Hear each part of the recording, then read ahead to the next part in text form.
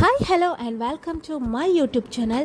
So இந்த நாட்களில் ரொம்ப பரபரப்பாக எல்லாராலையும் பேசப்பட்ட ஒரு டாபிக் தான் சுனிதா வில்லியம்ஸ். அதாவது அவங்க 9 மாதங்களுக்கு பிறகு மறுபடியும் பூமியை வந்தடைந்து விட்டாங்க. ஸோ இந்த அடைகிற நேரங்களில் அவங்க ஆயத்தப்படுத்தி வைத்த காரியங்களை குறித்தும் அந்த நேரம் எல்லாராலையும் பேசப்பட்ட இன்னொரு முக்கியமான காரியம், அந்த ஸ்பேஸ்ஷிப் அந்த கடலில் இறங்கின உடனேயே அந்த ஸ்பேஸ்ஷிப்பை சுற்றி டால்ஃபின்கள் சுற்றினதாகவும் அவங்கள வரவேற்றதாகவும் இந்த நாட்களில் பேசப்படுகிற ஒரு பொருளாக இருக்குது. ஸோ வாங்க அதை குறித்து பார்ப்போம். கடைசி வரையும் வீடியோவை ஸ்கிப் பண்ணாமல் பாருங்கள். வாங்க இப்போ வீடியோக்குள்ளே போகலாம். சுனிதா வில்லியம்ஸ் மற்றும் அவரோட குழுவினர் பூமிக்கு திரும்புகிற போது அவர்களுடைய விண்கலம் கடலில் தரையிறங்கியது. இதை ஸ்பிளாஷ் டவுன் என்று சொல்லி அழைக்கிறாங்க. இது நாசா மற்றும் ஸ்பேஸ் எக்ஸ் போன்ற விண்வெளி நிறுவனங்கள் பயன்படுத்தும் ஒரு பாதுகாப்பான தரையிறக்க முறையாகும். கடல் நீர் விண்கலத்தில் அதிர்வை குறைக்க உதவுது. அதனால் இது அதிகம் பயன்படுத்தப்படுது. குறிப்பாக இந்த நேரங்களில் ஏன் இந்த டால்ஃபின்ஸ் வந்தது என்பதை குறித்து நாங்கள் கூடுதல் கவனம் செலுத்தினா என்னன்னு சொன்னால், சுனிதா வில்லியம்ஸ் எப்பொழுதும் விண்வெளியில் இருந்து திரும்பினாலும் அவருடைய விண்கலம் பெரும்பாலும் கடலில் தான் தரையிறங்கும். இது விண்வெளி பயணத்தில் பாதுகாப்பான தரையிறக்க முறை என்று கருதப்படுது. ஏனென்றால் கடல் நீர் அதிர்வை தாங்கும் திறன் கொண்டது.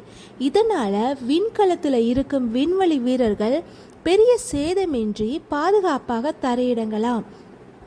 அதே நேரங்களில் இந்த டால்ஃபின்கள் ஏன் அதை சுற்றி வந்ததுன்னு சொன்னால், எல்லாருக்குமே தெரியும், டால்ஃபின் என்றது மிகவும் புத்திசாலியான மற்றும் ஆர்வமுள்ள ஒரு கடல் உயிரினம். அப்படி கடலில் ஏதேனும் புதிய விஷயம் நடந்தாலோ அவைகள் ஆராய்வதற்கு முயலும் டால்ஃபின்கள். இது அதனுடைய இயற்கையான ஒரு சுபாவம், மிகவும் ஆர்வமுள்ள ஒரு உயிரினமாக இது கருதப்படுது. விண்கலம் கடலில் விழும்போது ஏற்படும் அந்த அலைகள், சத்தங்கள், திடீரென்று நிகழும் இயக்கங்கள் ஆகியவை அவற்றை ஈர்த்திருக்கலாம். அதனால் விண்கலம் தரையிறங்கிய இடத்துல டால்ஃபின்கள் சுற்றி பார்க்கும் நிகழ்வு இதற்கு முதலும் மிஷன்கள் நடந்திருக்கிற நேரங்களில் இப்படி நடந்திருக்குது.